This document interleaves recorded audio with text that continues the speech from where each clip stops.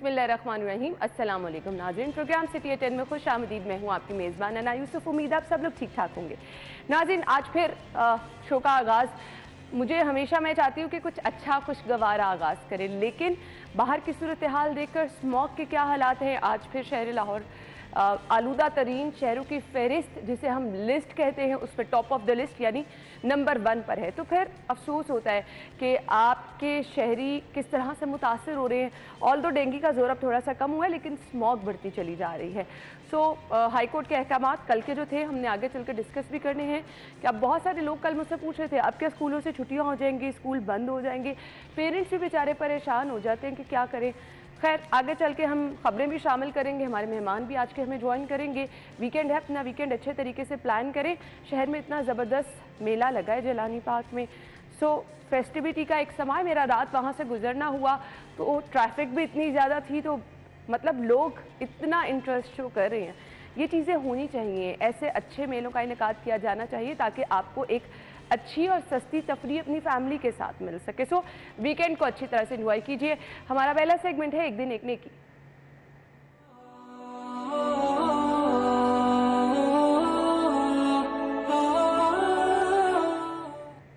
आज का पैगाम आपके साथ शेयर करेंगे। अम्मा बाद, मेरे दोस्तों, बुज़ुर्गों, भाइयों, मेरी बहनों, आज का मेरा पैगाम ये है, अमानत की तीसरी किस्म जिसका ताल्लुक़ बंदों के साथ है, जिसके अंदर हम बड़ी ख़यानत करते हैं। रसूल अकरम सल्लल्लाहु अलैहि व आलिहि वसल्लम ने इरशाद फरमाया, ला ईमाना लिमन ला अमानत लह, उस आदमी के ईमान का एतबार नहीं है जो अमानत का ख्याल नहीं करता। आज सारी उम्मत मुस्लिमा खाइन बन चुकी है, खाइन बन चुकी है। और मेरे नबी ने फरमाया सल्लल्लाहु अलैहि व आलिहि वसल्लम ने, जो अमानत का ख्याल नहीं रखता उसके ईमान का कोई एतबार नहीं। इससे मेरे भाइयों, मेरी बहनों, अमानत अगर किसी बंदे ने आपके पास रखवाई है, उसको अदा करने में कोताही न करना। अल्लाह मुझे भी आपको भी इस पर अमल करने की तौफीक अता फरमाए। व आखिर दावाना अनिल हम्दुलिल्लाहि रब्बिल आलमीन। तो ये था जी आज का पैगाम जो कि आप तक पहुंचाया। खबरों की तरफ चलते हैं जी। पंजाब असम्बली की मुमकिना तहलील रोकने का मिशन, वजीर आजम शहबाज शरीफ के लाहौर में डेरे।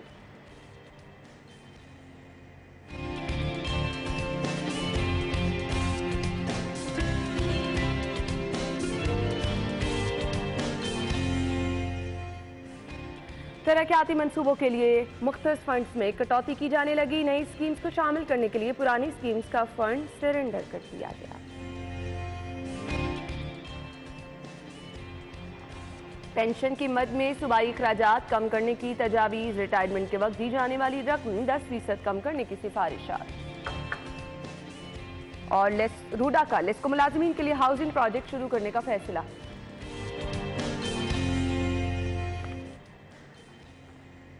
ये थी आज की खबरें। इनकी डिटेल्स की तरफ जाएंगे। हमारे साथ हमारे एडिटर ब्यूरोक्रेसी कैसर खोकर साहब और सीनियर रिपोर्टर अली राम ने मौजूद है। अस्सलाम वालेकुम, क्या हाल चले आप? अल्लाह का शुक्र। पहली खबर की तरफ चलते हैं जी। पहले मैं स्मॉग पे, अगर आयशा आपकी परमिशन हो तो एक कमेंट ले लेती हूँ जी। स्मॉग बनी जान का रोग, स्कूल हफ्ते में 3 रोज बंद रहेंगे, खटारा गाड़ियाँ नीलाम भट्टे में इस्तेमाल करने का हुक्म। ये सब चीज़ें बहुत पहले कर लेनी चाहिए थी। कल हाई कोर्ट की जानिब से ये अहकामात जारी किए गए हैं। अली, मुझसे बहुत सारे लोग पूछना शुरू हो गए कि अब क्या स्कूल बंद हो जाएंगे? हाई कोर्ट ने अब इसका एक सेट पैटर्न बताएं, किस तरह से इस पर अमल दरामद होगा? हाई कोर्ट का जो ऑर्डर है, अब इस ऑर्डर को हमने देखना है कि हाई कोर्ट के ऑर्डर में क्या चीज़ आई है। ये तो चले ठीक है, उन्होंने समाअत के दौरान ये अहकामात दिए। ऑर्डर जब आएगा, ऑर्डर जाएगा चीफ सेक्रेटरी के पास, और चीफ सेक्रेटरी को अगर मार्क करते हैं तो उसके बाद इन्वायरमेंट डिपार्टमेंट भी होगा, स्कूल एजुकेशन भी होगा, PDMA भी होगा। अब चीफ सेक्रेटरी पे डिसाइड करेगा कि कौन सा डिपार्टमेंट इस पर नोटिफिकेशन जो है वो करेगा, क्योंकि आपने आफत ज़्यादा करार दिया हुआ है स्मोक को, तो इसमें PDMA का भी किरदार हो सकता है कि PDMA नोटिफिकेशन जारी करे और वो जो एक आफत ज़दा का एक आर्टिकल है उसको मद्देनज़र रखते हुए वो नोटिफिकेशन जारी कर देंगे और साथ ही हाई कोर्ट के अहकाम को कोट करेंगे। तो ये बहुत लेट कर दिया इन्होंने। जो हमारे पास इंडेक्स जा रहा है एयर क्वालिटी का, इस पर मुझे याद है कि बाबर हयात तारड़ SMBR थे, तो उन्होंने एक ब्रीफिंग दी थी। उन्होंने कहा था कि अगर 350 से 350 से ऊपर एयर क्वालिटी इंडेक्स लाहौर का अगर पहुंच जाए तो बेशक आप स्कूलों को बंद कर दें। अच्छा, क्योंकि वो इतना ख़तरनाक है। तो ये ऑलरेडी प्रपोजल उनके पास मौजूद है। तो मेरा ख्याल है कि उन्होंने लेट फैसला किया है। स्मोक बहुत बढ़ती जा रही है। मैं ये कहूंगा कि स्कूल बंद करना किसी मसले का हल नहीं है।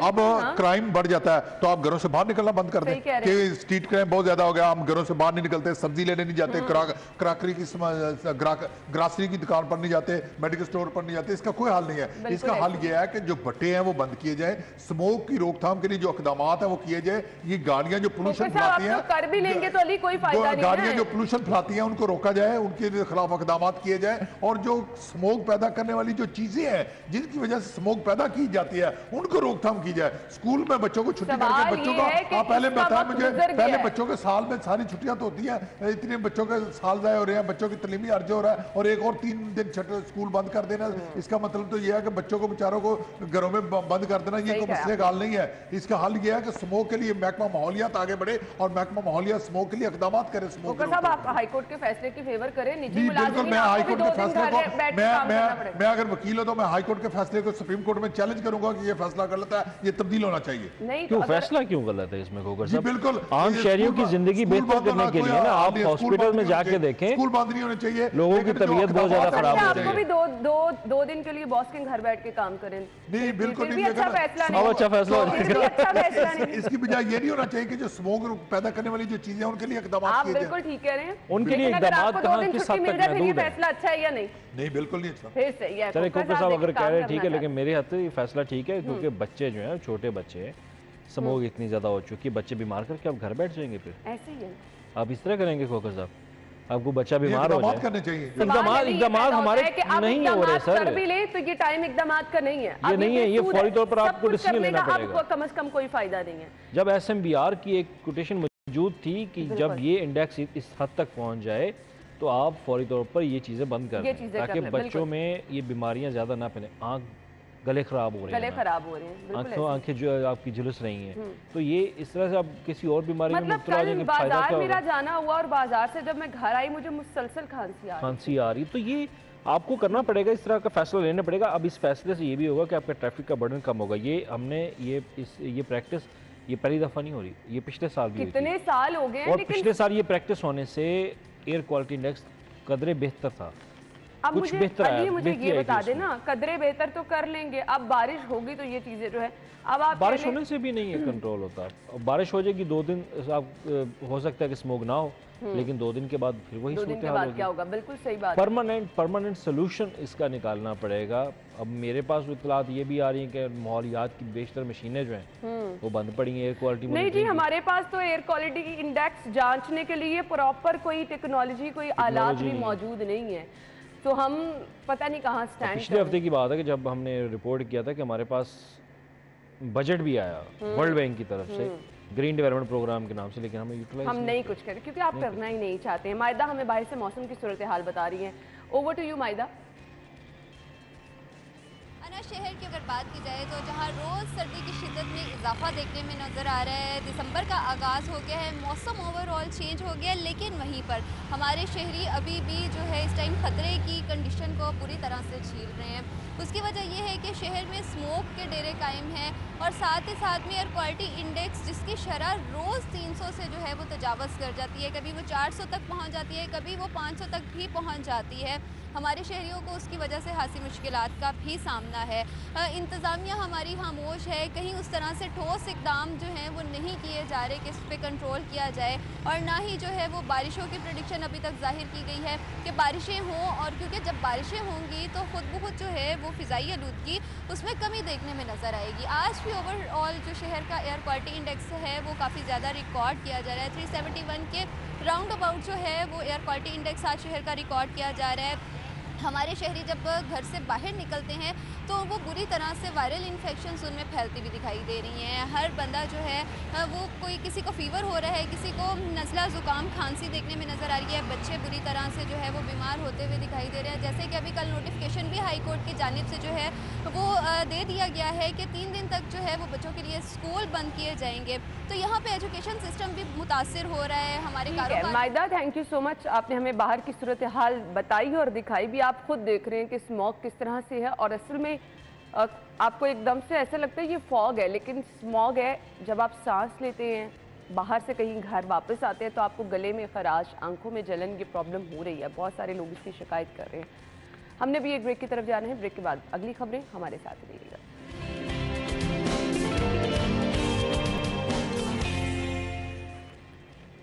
Welcome back. कुछ सियासी मंजरनामे की तरफ आपको लेकर चलते हैं जी। असम्बली बचाओ मिशन चल रहा है और इसके लिए वजीर आजम शहबाज शरीफ खासा मुतहरिक नजर आ रहे हैं। शहर लाहौर में उनकी मसरूफियात हैं।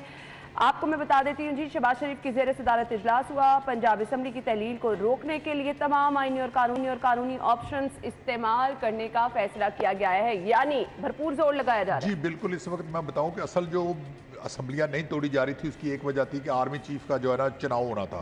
आर्मी चीफ का अब चुनाव हो चुका है और मुस्लिम लीग नून के जो फेवरेट उम्मीदवार थे वो आर्मी चीफ बन चुके हैं।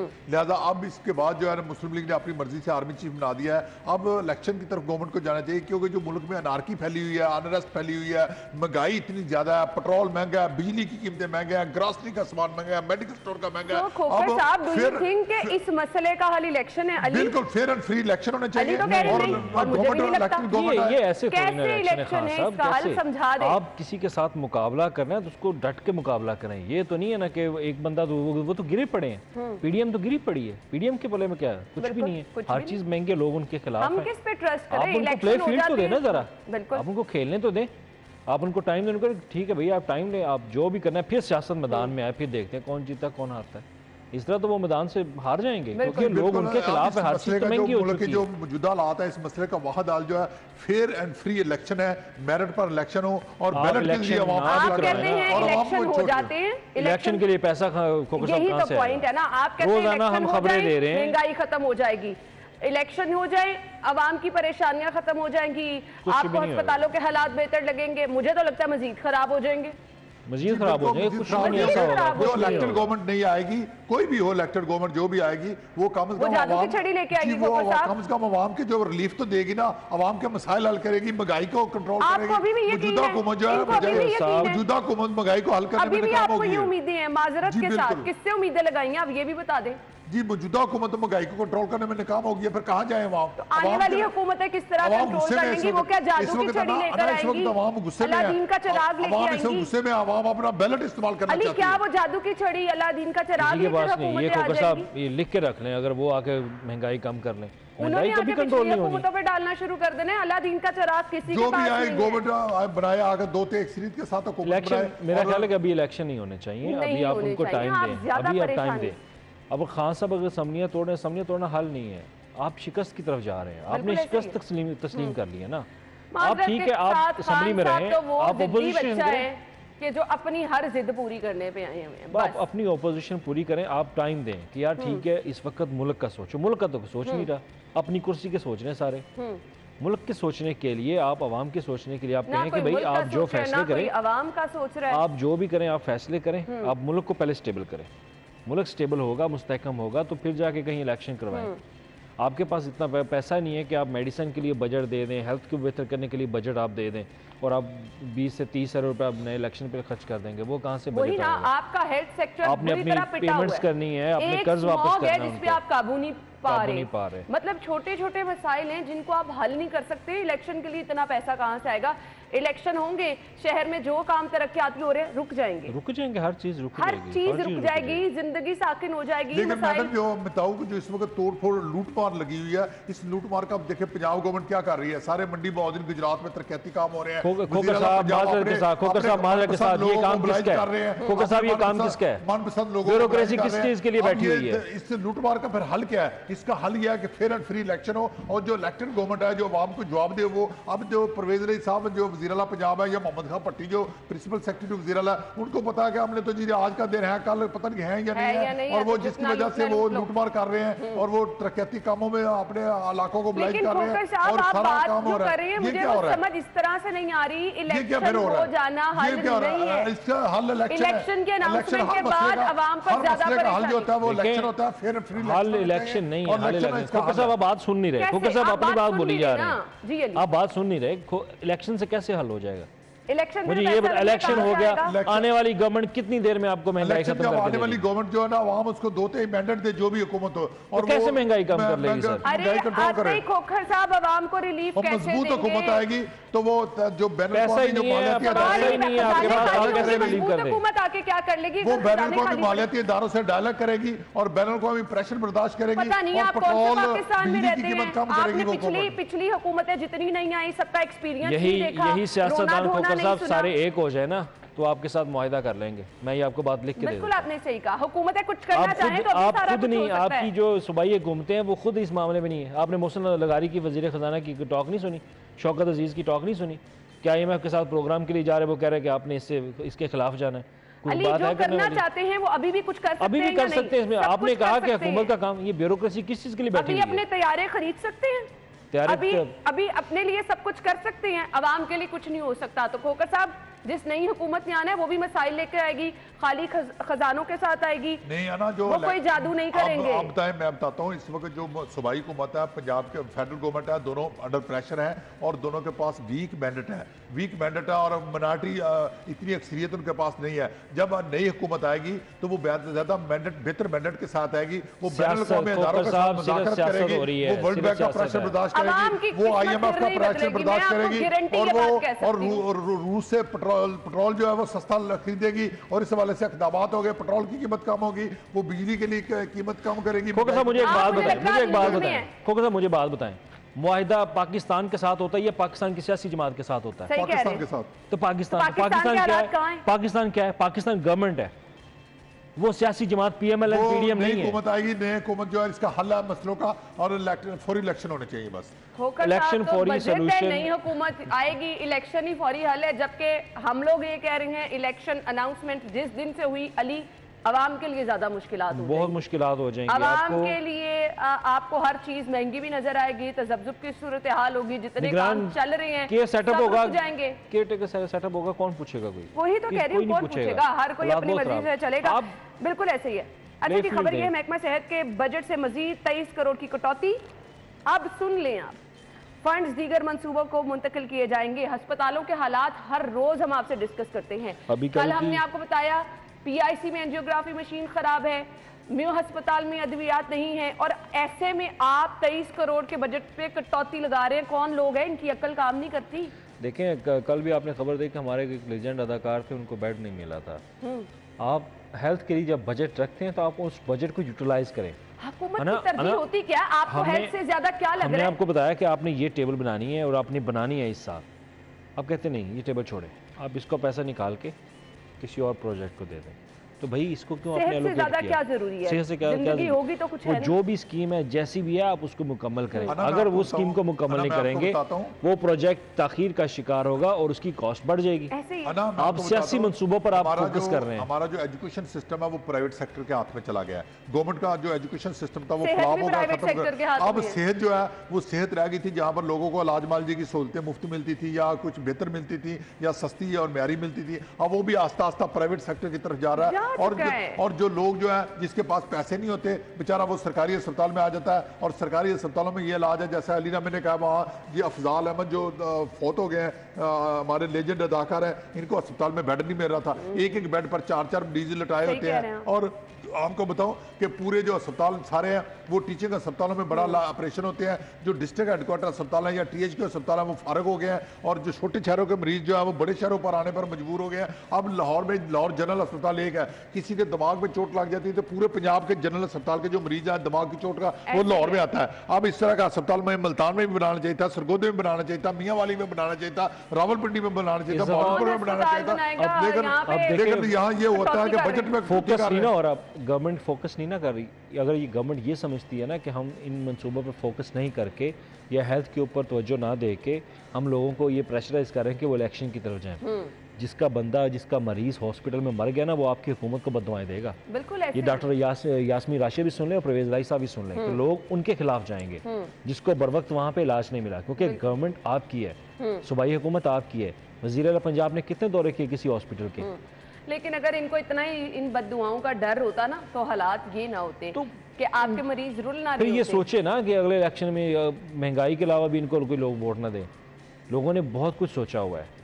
अभी एक यूनिवर्सिटी के अंदर स्टूडेंट्स की जो सोच है ना मैं हैरान था कि उन लोगों की सोच इतनी बदल चुकी है। वो लोग बहुत अबव बियॉन्ड मुख्तलिफ हालात को देखकर वो सोचते हैं कि नहीं भाई ये गलत है ये सही है। बिल्कुल। और वो ये भी नहीं कहते कि खान साहब ठीक हैं या नवाज शरीफ गलत है। नहीं जी, अब चीजें कोई समझने की जरूरत नहीं। अब हर चीज उनके सामने आ चुकी है, हर चीज सामने आ चुकी है। कौन प्रोपेगेंडा कर रहा है? आप जो चीजें छुपाना भी चाहें वो नहीं छुप सकती हैं। हमने एक ब्रेक लेनी है, ब्रेक के बाद वापस आएंगे अगली खबर की तरफ। कहीं मत जाइएगा, हमारे साथ रहिएगा।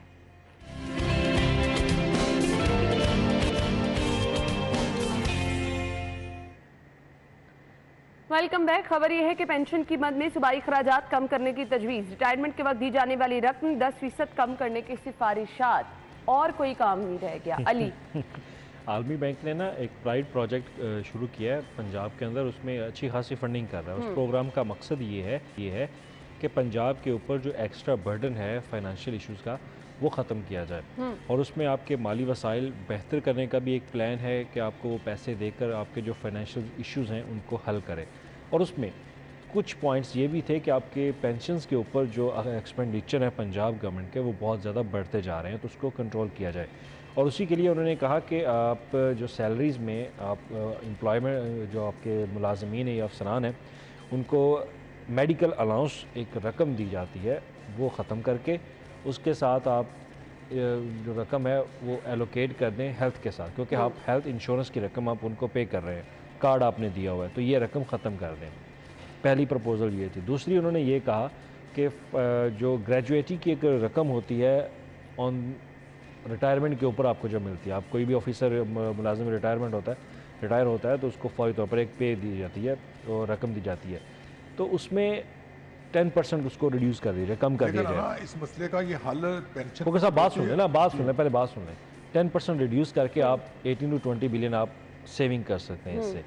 पहले ये रकम 50% तक दी जाती थी, उसके बाद 35% तक की गई। अब वो कह रहे हैं कि 10% मजीद कम करने के बाद इसको 25% तक करके मसले का हल नहीं है, आप इसको रिड्यूस कर सकते हैं। ये मसले का हल नहीं है पेंशन कम करना। आप पेंशनर को पहले देते क्या है? पेंशन कम नहीं की, पेंशन को देते क्या है? कम नहीं कर रहे, पेंशन कम नहीं कर रहे। ग्रेजुएटी की रकम में 10% ग्रेजुएटी की रकम में अगर 10% कम करें तो पहले पेंशनर बेचारे मुश्किल से गुजारा करते हैं, बेचारे बूढ़े लोग होते हैं। हमें बुजुर्ग शहरियों को एहतराम करना चाहिए। और इसका हल मैं बताता हूँ, मैं इसका आपको हल भी बताता हूँ। इसका हल यह है कि आप अपनी रेवेन्यू जनरेशन बेहतर करें, आप अपने टैक्स जो चोरी है वो पकड़े, आप डॉक्टर जो इंजीनियर है या वकील है उनको टैक्स के नेट में लेकर आए, और जो टैक्स नहीं देते, जो फैक्ट्रियां या जो लोग टैक्स नहीं देते उनको टैक्स के नेट में लाए, अपना टैक्स बेहतर करें, पीआरए की रिस्ट्रक्चर करें, पीआरए की हालत बेहतर करें। और जो ये शादी ब्याह के बड़े बड़े फंक्शन होते हैं, ये बड़े बड़े खाने होते हैं, बड़े बड़े जो तयशात के जो फंक्शन होते हैं, इन पर टैक्स लगाते हैं, इन पर टैक्स का जो नेट है वो मजबूत करें। इसका टैक्स कलेक्शन बेहतर करने का हल है। इसका ये नहीं कि बेचारा गरीब जब से एक बंदा 35 साल नौकरी करता है, 35 साल के बाद वो बेचारा रिटायर होता है तो उसके पास घर बनाने के लिए पैसे नहीं होते। और जो पेंशन आप देते हैं कितनी देते हैं? 20 लाख या 25 लाख मिलती है। क्या लाहौर में 20-25 लाख में से घर बन जाता है? क्या बच्चे की शादी हो जाती है? क्या बच्चों की एजुकेशन हो जाती है? आप देते क्या पेंशनर को? पहले पेंशनर को पहले आप जो बुढ़ापे का सहारा जो होता है वो सारा साल अपनी जवानी उन्होंने अपनी हुकूमत को दी होती है, और बुढ़ापा उनका जो हुकूमत के सहारे पर होता है, और पेंशन उनको जो कटौती ग्रेजुएटी कम कर दी है, ये बिल्कुल गलत बात है। और आलमी बैंक का जो मुतालबा नहीं बनना चाहिए, हुकूमत को अपना टैक्स का नेट जो है ना वो बेहतर करना चाहिए। देखिए खोकर साहब ने बात बिल्कुल ठीक है, क्योंकि ये बिल्कुल गलत फैसला अगर हुकूमत करेगी, क्योंकि अभी उन्होंने प्रपोजल दी है कि अगर आपने अपने एक्सपेंडिचर्स को कंट्रोल करना है तो आपको ये अमल करना पड़ेगा, क्योंकि पेंशन के ऊपर बहुत ज़्यादा दबाव है पंजाब हुकूमत के ऊपर कि आपके एक्सपेंडिचर बहुत बढ़ते जा रहे हैं।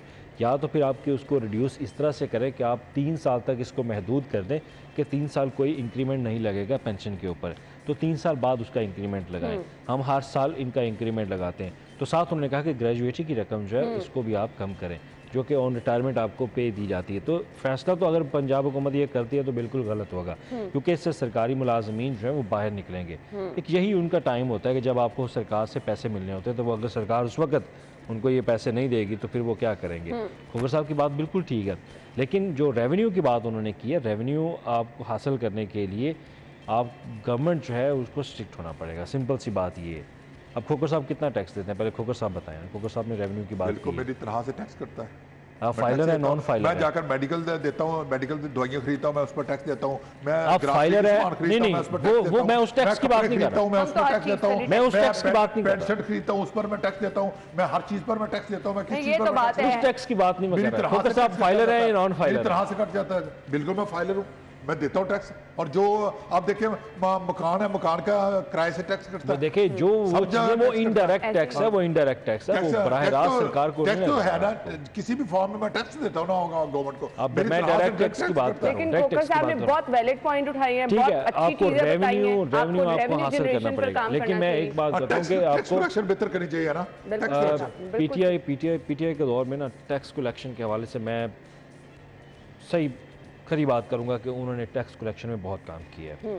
पीटीआई के दौर हुकूमत में पंजाब ने पहली बार अपना जो टारगेट था ना वो 85% उन्होंने अचीव किया था, जो कि ना नून लीग के दौर हुकूमत में कभी भी नहीं हुआ था, जो उनके दौर हुकूमत में होता। अब आपके देखने वो सूरत फिर बिगड़ के रहे। तो फिर आपकी रही से कसर ये यहाँ पर निकलती है, आपके जितने फोकस मसाइल नहीं हैं है, फोकस नहीं है, फोकस यही नहीं है ना, तो फिर आप ज्यादा से ज्यादा क्या कर सकते हैं? कट लगा सकते हैं, इसके अलावा हल कोई नहीं होता आपके पास। ब्रेक के बाद वापस आते हैं हमारे साथ ही।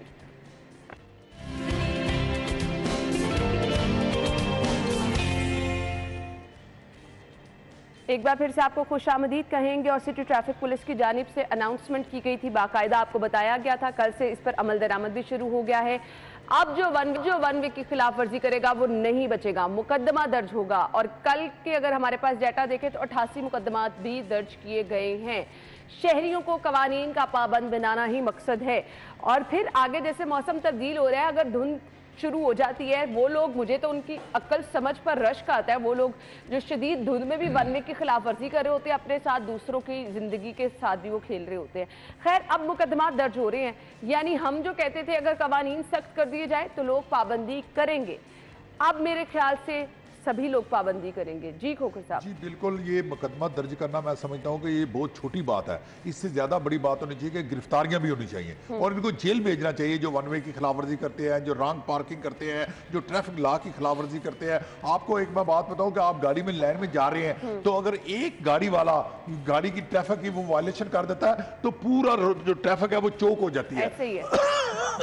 और इस हवाले से जो है ये गिरफ्तारियां भी जरूरी है और इनको जेल भेजना चाहिए और सख्त से सख्त कानून बनाना चाहिए और जुर्माने की सजा अदालत से ज्यादा होनी चाहिए ताकि कोई ट्रैफिक की बच ना सके। फिर दूसरा ये कि इस हवाले से हुकूमत को ये चाहिए कि जो ड्राइविंग लाइसेंस है वो भी चेक करे। जो बगैर ड्राइविंग में से घरों के बच्चों को गाड़ियां दी हुई है, खवातीन गाड़ियां दी हुई है, खवातीन गाड़ियां लेकर सड़कों पर आ रही हैं, बगैर उनके पास ड्राइविंग लाइसेंस नहीं होता, उनको गाड़ी चलानी भी नहीं आती और आकर टक्कर मार देती है, पीछे से आकर टक्कर मार देती है और बाद में कहती है कि मैं तो खतून हूँ जी, मैं क्या करूँ जी।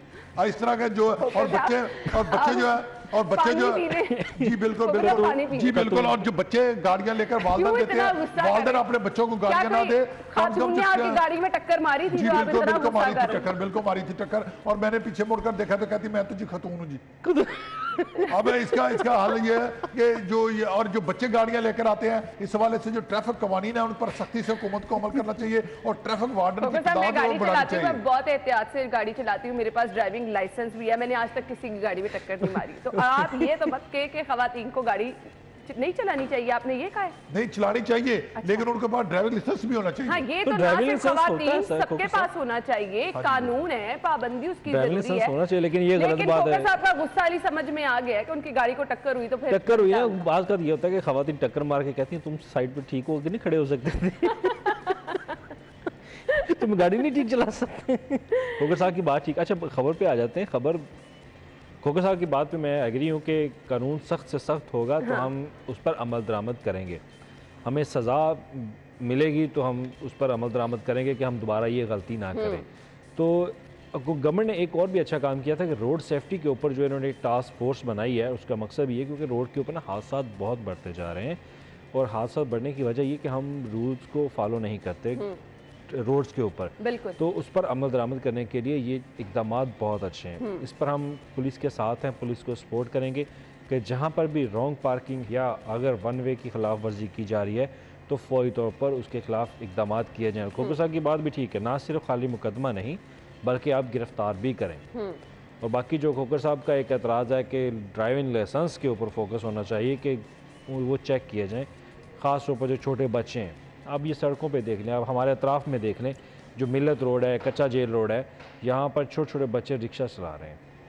अब पुलिस को ज़रा फोकस इन पे भी करना चाहिए कि इनकी ज़रा इनको गिरफ्त में लेकर आएँ।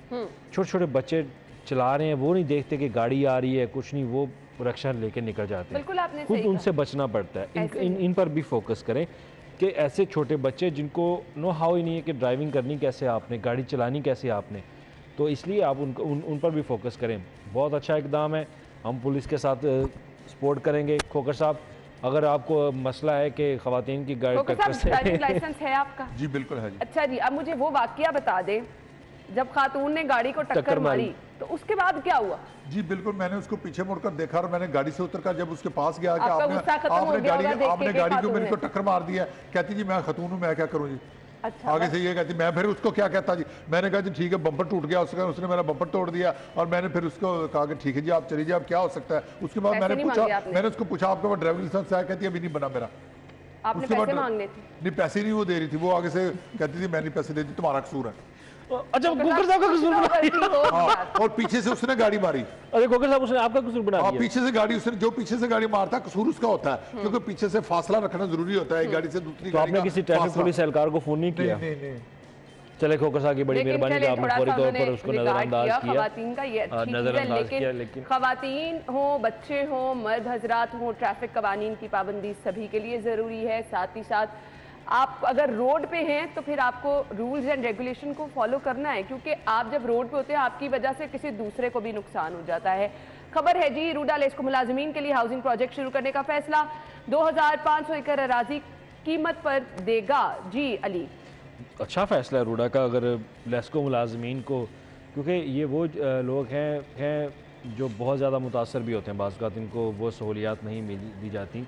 तो कल मैंने खबर ये पढ़ी कि रूडा का ये प्लान है, तो अगर रूडा लेस्को के साथ करिए तो रूडा दीगर मुलाजमीन के साथ जो है ना वो भी उनका भी सोचे कि उनके साथ भी ऐसे मुआहदों को वहाँ पे गवर्नमेंट सोसाइटीज़ अगर बना दी जाए, वहाँ पर अगर लेस्को अगर आ रही है तो दीगर डिपार्टमेंट जो है उनको भी साथ वो शामिल कर लें। तो ये उनसे आपके प्रोग्राम की वसात से अपील है कि दीगर मुलाजमीन को भी नज़रअंदाज ना करें। रूडा में आपके पास अच्छी जगह मौजूद है। जी बिल्कुल, खास तौर पर जो टीचर्स हैं, मैं समझता हूँ उनका कोटा होना चाहिए। टीचर जो है ना हमारे ज़रूरी है हिस्सा है, और बेचारे डाउन टोडन जो है ना पिसे हुए लोग हैं, और जो लेस्को मुलाजमीन है ये तो करप्शन में पैसे भी कमा लेते हैं, लेकिन टीचर बेचारे तो ट्यूशन सिर्फ कमाते हैं, ट्यूशनों के अलावा उनके पास कोई ज़राया नहीं होता, और ट्यूशन भी महीने बाद आती है। और जो लेस्को मुलाजम है वो फौरी तौर पर अपनी मंथली डेली लगा लेता है, अपनी दिहाड़ी लगा लेता है। लिहाजा जो टीचर्स हैं उनका भी हिस्सा होना चाहिए इस जो घरों में बनाने। बिल्कुल आपकी बात ठीक है, प्लाट मिलने चाहिए, लेकिन आपने लेस्को में सबको करप्शन में तो ना इन्वॉल्व करें। कुछ लोग होते हैं जो ठीक होते हैं, हो सकता है जो ठीक हो उनको ये घर मिल जाए। तो टीचर्स के साथ साथ डॉक्टर्स के लिए भी हमारे पास कोई फैसिलिटी नहीं है, हम नहीं दे रहे, नहीं दे रहे, हम कुछ भी नहीं दे रहे। तो रूडा का ये प्लान बहुत अच्छा है, लेकिन इसमें आप सिर्फ एक अदारे की हद तक महदूद ना हो कि उस अदारे से आप फ़ायदा ले रहे हैं, दीगर अदारों का भी सोचें। उसमें डॉक्टर्स भी हैं, जैसे खोखर साहब ने कहा कि टीचर्स भी हैं, तो इन लोगों का भी सोचें, क्योंकि जो सेक्रेटेरिएट के मुलाजमीन हैं उनके लिए तो आपने मुख्तलिफ कॉलोनियाँ बना दी हैं, उनके लिए कॉलोनियाँ मौजूद हैं, लेकिन टीचर्स और डॉक्टर के लिए ख़ास तौर पर फोकस जो है वो किया जाए। जुडिशरी के लिए भी कॉलोनियाँ आपकी मौजूद है। बिल्कुल सही कहा। जो इदारे नज़रअंदाज हो रहे हैं उन पर भी फोकस करें, और हो सकता है कि गवर्नमेंट ऑफ पंजाब आइंदा आने वाले दिनों लेकिन में वही आने वाले दिनों में हो भी, क्योंकि हम ओवरऑल देख रहे हैं इसके फीचर्स जो हैं तमाम हैं, सब चीज़ों को ऐड किया जा रहा है, तो हो सकता है स्टेप बाय स्टेप इस मरहले की तरफ भी आए। बहुत बहुत शुक्रिया खोखर साहब। अली, आपके वक्त का भी शुक्रिया। नाज़रीन, ब्रेक होगी, हेडलाइंस होंगी, फिर वापस आएंगे शो में।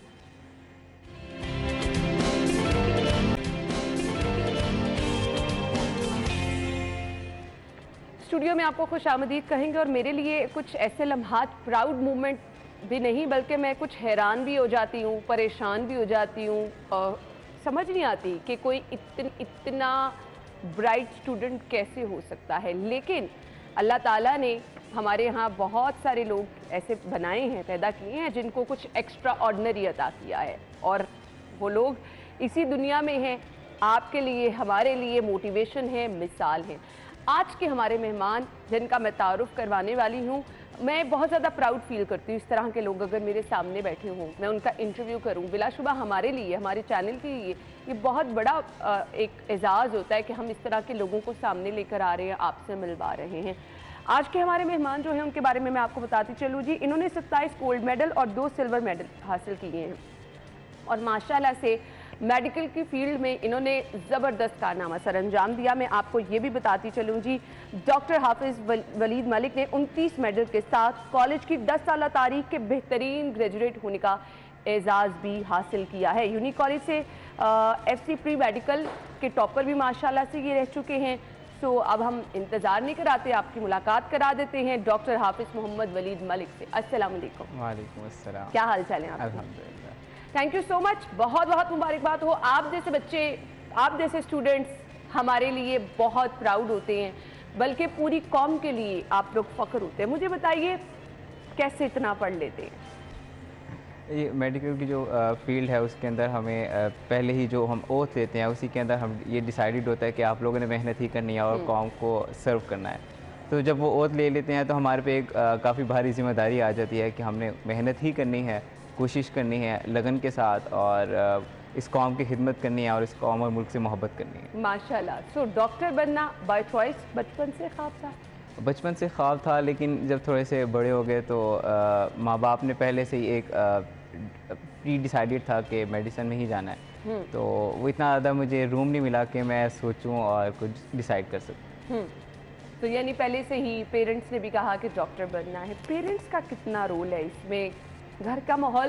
क्योंकि हमारे पास बहुत सारे ऐसे ब्राइट स्टूडेंट हैं, पढ़ते भी हैं, अच्छे मार्क्स भी ले लेते हैं, लेकिन इस लेवल तक पहुंचते हुए थोड़ा सा मैं चाहूँगी कि मैं कुछ आपका एक्सपीरियंस सबके साथ शेयर इसलिए भी करूँ कि सबके लिए होता ना एक मशले राह हो जाएं आप। देखिए, हम 6 बहन भाई थे और माँ बाप जो है हम अलग रहते थे। We are not joint family नहीं थी हमारी। तो जो सपोर्ट थी वो सिर्फ हमारे माँ बाप ही थे। तो उन्होंने काफ़ी मेहनत की मेरे पे और हम सब पे बहुत मेहनत की। तो उनके लिए आपको पता ही है, जब इतना ज़्यादा फैमिली हो तो फाके भी काटने पड़ जाते हैं और ऑल दैट। तो उन्होंने सबसे हर अपनी मुमकिन कोशिश से बढ़ के हमारे लिए कोशिश की और आज उनको उसका फल मिल रहा है। इस 5 सालों के अंदर उन्होंने मेरे पे बहुत मेहनत की और हर चीज़ के अपने लिए जो सारी चीज़ें थी उनको प्रायोरिटाइज़ करने के बजाय मुझे प्रायोरिटाइज़ किया और मुझे एक सेपरेट रूम में उन्होंने कहा कि जब तुम्हारा दिल करे जैसे करे तुम पढ़ो, मेहनत करो। और इवन खाना भी मुझे उधर ही प्रोवाइड किया जाता था। तो काफ़ी उनके लिए मुश्किल हो जाता था कि एटलीस्ट ऑब्वियसली सी बात है, पता है आपको, पेरेंट्स से चाहते हैं कि उनके बेटा उनके साथ रहे और इंगेज रहे। तो वो उनको वो जो चीज़ें थी, खाना भी उनके साथ ना खा पाऊँ, तो वो काफ़ी इस चीज़ का शिकवा भी करते थे। लेकिन उनको पता था कि जो जिम्मेदारी है उसको भी पूरा। तो क्या आप बहुत ज़्यादा मेहनती हैं? कुछ लोग होते हैं ना एक्स्ट्रॉर्डनरी मेहनती होते हैं, लेकिन उस तरह से उनके मार्क्स नहीं आते हैं। कुछ लोग बहुत नॉर्मल भी पढ़ लेते हैं तो अच्छे नंबर ले लेते हैं।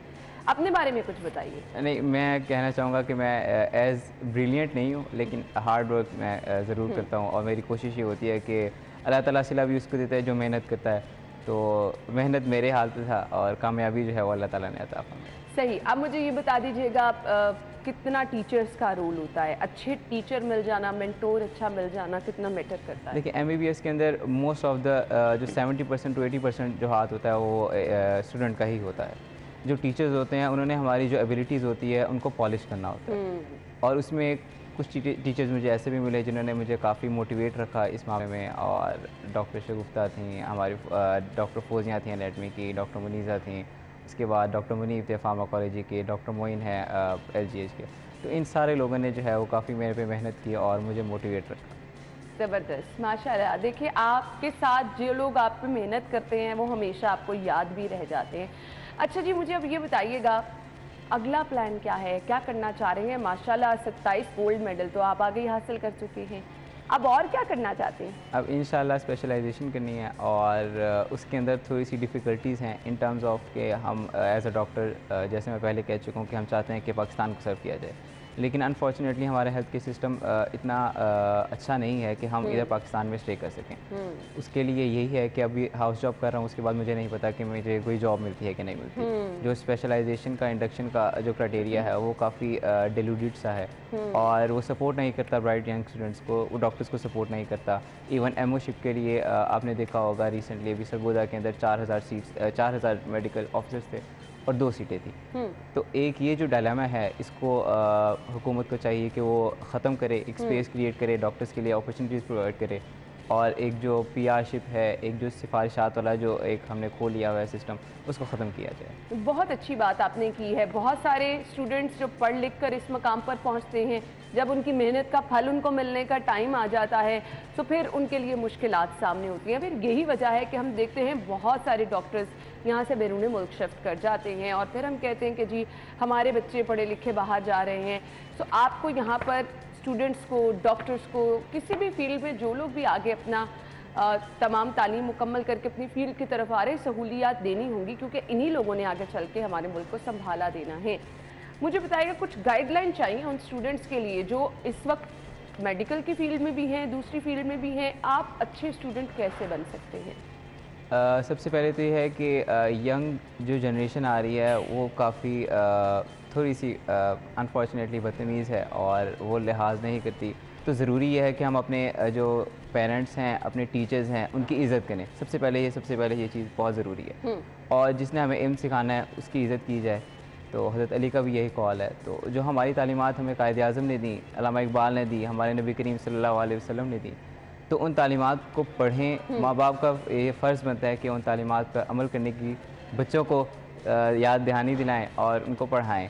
हम फेसबुक, यूट्यूब, इंस्टाग्राम इस पर सब कुछ अपना सर्व कर चुके हैं और इवन माँ बाप के पास टाइम नहीं होता कि वो अपने बच्चों को देख सके। तो ये बहुत ज़रूरी है कि जैसे पुराने ज़मानों में ऐसे होता था कि माँ बाप अपने बच्चों को प्रायोरिटाइज़ करते थे, वैसे ही उनको ही प्रायोरिटी लिखे थे।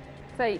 अच्छा, अब मुझे अक्सर ऐसे लगता है फैमिली में एक दो ऐसे एक्सपीरियंस भी देखे जो बच्चे बड़े ब्राइट स्टूडेंट होते हैं ना, वो ना तो फैमिली के किसी इवेंट पे जाते हैं, ना तो हम बाकी लोगों की तरह उन्हें दूसरी एक्टिविटीज़ में देखते हैं, कहीं आना जाना, रिश्तेदारों के घर बहुत कम रहता है। आपके साथ भी ये केस? एक्चुअली मेरी तो वैसे पर्सनैलिटी इंट्रोवर्ट टाइप है, तो मुझे ये काफ़ी वैसे ही थोड़ा अजीब लगता था। लेकिन जब कोई स्पेशल बंदा होता है या कोई होता है तो वहाँ मुझे घर वाले ज़बरदस्ती लेके चले जाते थे, तो मुझे जाना पड़ता था। अच्छा, और फ्रेंड्स के साथ गैदरिंग्स वगैरह कोई ऐसा नहीं है? फ्रेंड के साथ गैदरिंग अगर बहुत ज़्यादा ज़रूरी हो तो मैं चला जाता हूँ और उनको भी मेरे से ये शिकवा रहता था कि तुम्हें हमेशा पढ़ने की पड़ी होती है।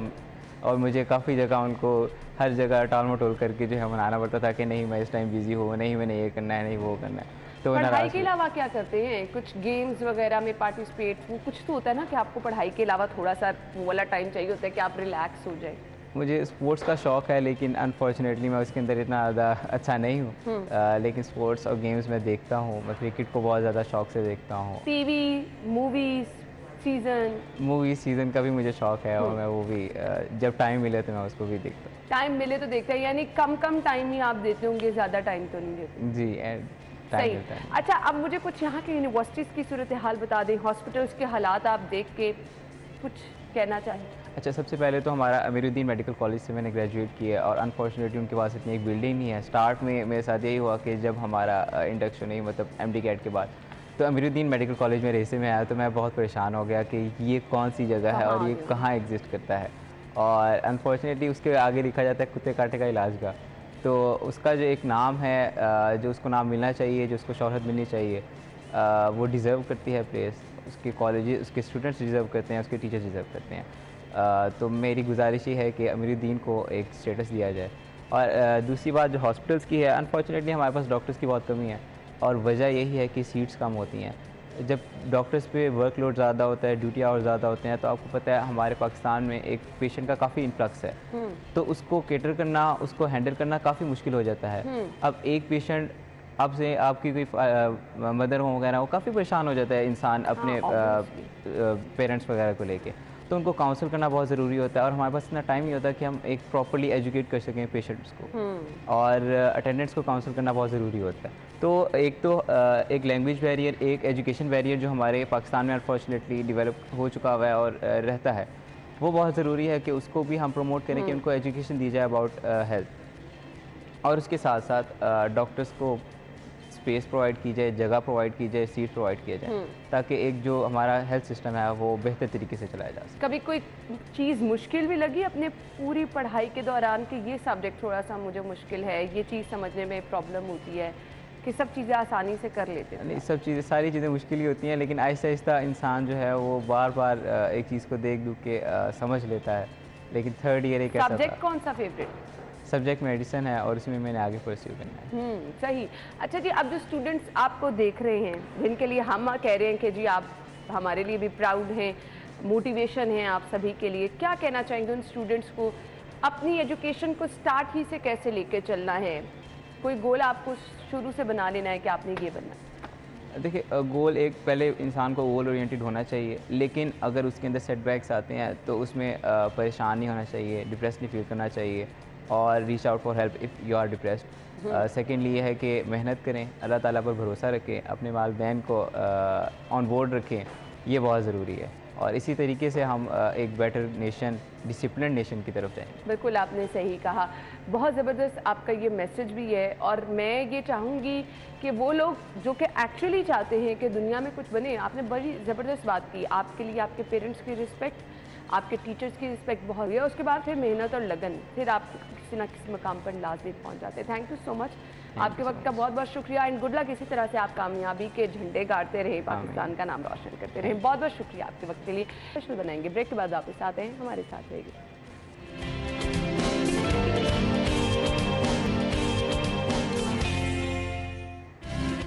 Welcome back. एक बार फिर से आपको स्टूडियो में खुश आमदीद कहेंगे जी। बर्थडे तो आपकी स्पेशल बना दी, हम आपका वीकेंड भी कुछ स्पेशल बनाने लगे। मौसीकी को रूह की ग़िज़ा कहा जाता है और फिर मौसीकी की एक टर्म कवाली जो है वो हमेशा से हमारे आपके दिलों के बहुत करीब रहती है। उसमें एक पैगाम भी आपको दिया जाता है। सूफीज़म के हवाले से भी हमने देखा कि कवाली की टर्म को हमेशा बहुत इस्तेमाल किया गया और बहुत ही दिलों के करीब ये रही। हम आज के प्रोग्राम में आपकी मुलाकात कराने वाले हैं, माशाल्लाह से आप सभी लोग जानते भी हैं, बहुत ही मारूफ कव्वाल हैं मियाँ मीर, जिनकी कव्वाली तो आपने सुनी होगी, लेकिन उनकी कव्वाली का ये सफ़र और फिर किस तरह से वो यहाँ तक पहुँचे, कुछ फैमिली बैकग्राउंड उनसे हम डिस्कस करें। कि हमारे साथ हमारे मेहमान मौजूद हैं मियाँ मीर कव्वाल, वेलकम कहेंगे आज के शो में। अस्सलाम वालेकुम। जी वालेकुम सलाम। क्या हाल चाल है आपके? अल्लाह पाक का एहसान। बहुत बहुत शुक्रिया। मैंने कहा कव्वाली जो है हमेशा से बड़े लोगों के दिलों के करीब रही। आप तो ये एजाज़ आपको हासिल है कि आप तो कव्वाली गाते हैं, तो कुछ बताइए कब से स्टार्ट किया और किस तरह यहाँ तक पहुँचे? कव्वाली असल में जैसे आपने अभी कहा है कि कव्वाली एक रूह की ग़िज़ा है और ये हुजूर ख्वाजा ख़ाजगान का एक दुनिया को तबरक है। तो ये जहाँ भी हम पढ़ेंगे इंशाअल्लाह ताला इसका एक अपना रंग है कव्वाली का। और दूसरी बात ये कि आपका जैसे आपने मुझसे पूछा कव्वाली, कव्वाली अब मैंने जब आँख खोली है, जब से हम कव्वाली कर रहे हैं अल्हम्दुलिल्लाह। मेरे वालिद साहब भी इसी काम से मुंसलिक थे और हम भी इसी काम से मुंसलिक हैं। इंशाअल्लाह अल्लाह के फजल करम से कोशिश है कि आइंदा भी इस काम को हम लोग जारी और सारी रखें। ठीक है। अच्छा जी, मुझे ये भी बता दीजिएगा कि किस तरह से अब लोगों का एक रुझान बदल गया ना वक्त बदलने के साथ साथ। जी जी। तो हम देखते हैं कि वो जो असल रूह थी कव्वाली की वो थोड़ी मुख्तलिफ भी हुई है। जी जी। कैसा महसूस करते हैं आप इसको? असल में जो असल कव्वाली थी उसका सिस्टम ऐसा था कि वो बुजुर्गान दीन के कलाम पढ़े जाते थे, जो सूफी कराम के कलाम लिखे जाते थे, पढ़े जाते थे और लोग बहुत अकीदत और मोहब्बत से सुनते थे। और ये असल में कव्वाली दरगाह और आस्थानों तक महदूद थी। लेकिन चंद कव्वाल ऐसे आए हैं जिनको मैं क्रेडिट देना चाहूँगा, जिसमें बड़े सग़ीर का बहुत बड़ा नाम उस्ताद नुसरत फ़तेह अली ख़ान साहब, हाजी ग़ुलाम फ़रीद साबरी और अज़ीज़ मियाँ कव्वाल और इसी तरह आज के दौर के फ़रीद अयाज़ कव्वाल और अब्दुल्ला नियाज़ी कव्वाल, ये कुछ कव्वाल ऐसे हैं कि जिन उस्ताद शेर अली मेर अली, पाकिस्तान का बहुत बड़ा नाम, बिल्कुल इन्होंने बहुत मेहनत करी है। और जिसमें सर फहरिस्त, जिसमें मैं फ़ख्र से कह सकता हूँ कि कव्वाली की दुनिया का बहुत बड़ा नाम उस्ताद नुसरत फ़तेह अली ख़ान साहब। उन्होंने कव्वाली को बहुत ज़्यादा रूशनास करवाया और उसकी वजह से आज खान साहब को अल्लाह पाक जन्नतों में घर अता फरमाए, उनकी वजह से आज कव्वाली जो है ना आम हो चुकी है। बिल्कुल आपने सही कहा, और ये वो लोग लेजेंड हैं जो इस दुनिया से जाने के बाद भी जिनका नाम जिंदा है, जिनकी आवाज़ जिंदा है। सो आप हमारे साथ मौजूद हैं। जी, मैं जी, चाहूँगी, मैंने जैसे लाहौरियों को कहा कि आपके वीकेंड को स्पेशल बनाना है, तो आज हम एक कलाम से ही आगाज़ कर लेते हैं। जैसे कि मैंने अभी आपको बताया कि लेजेंड कवालों में जैसे हाजी गुलाम फरीद साबरी साहब, उस्ताद नुसरत फ़तेह अली अजीज़ मियां साहब, तो मैं चाहता हूँ कि मैं ये जो कलाम है उस्ताद